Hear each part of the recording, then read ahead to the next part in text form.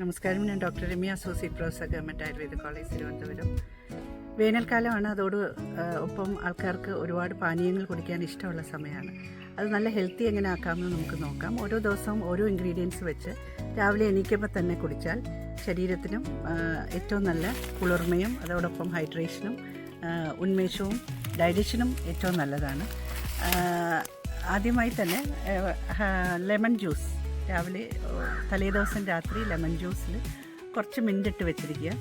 അതിനകത്ത് പഞ്ചസാരയൊന്നും ഇടരുത്, തേനും ഒഴിക്കേണ്ട ആവശ്യമില്ല. ഈ മിൻറ്റ് ലീഫും ലെമൺ ജ്യൂസും കൂടെ ഉള്ള പാനീയം ഒരു മൺപാത്രത്തിൽ വെക്കുകയാണെങ്കിൽ കുറച്ചുകൂടെ നല്ലതാണ്. ഇത് നമുക്ക് രാവിലെ എണീച്ച് വെറും വയറ്റിൽ സേവിക്കുകയാണെങ്കിൽ ഏറ്റവും ഉത്തമവും. ശരീരം പിത്തശാമകം ആണത്, അതോടൊപ്പം ശരീരത്തിനെ തണുപ്പിക്കുകയും ചെയ്യും. ഇനി വേറൊരു ദിവസം അതുപോലെ കഴിക്കാൻ പറ്റിയാണ് ഉലുവ ഏറ്റവും ശരീരത്തിനെ തണുപ്പിക്കുന്ന ഒരു ദ്രവ്യമാണ്. അതോടൊപ്പം ഡയബറ്റീസ് ഉണ്ടെങ്കിൽ അതും കുറയ്ക്കാൻ സഹായിക്കും. അതുപോലെ ഗ്രാമ്പു, ഒരു ദിവസം ഗ്രാമ്പു വെള്ളത്തിലിട്ട് തലേന്ന് വയ്ക്കുക, പിറ്റേ ദിവസം രാവിലെ അത് വെറും വയറ്റിൽ കഴിക്കുക.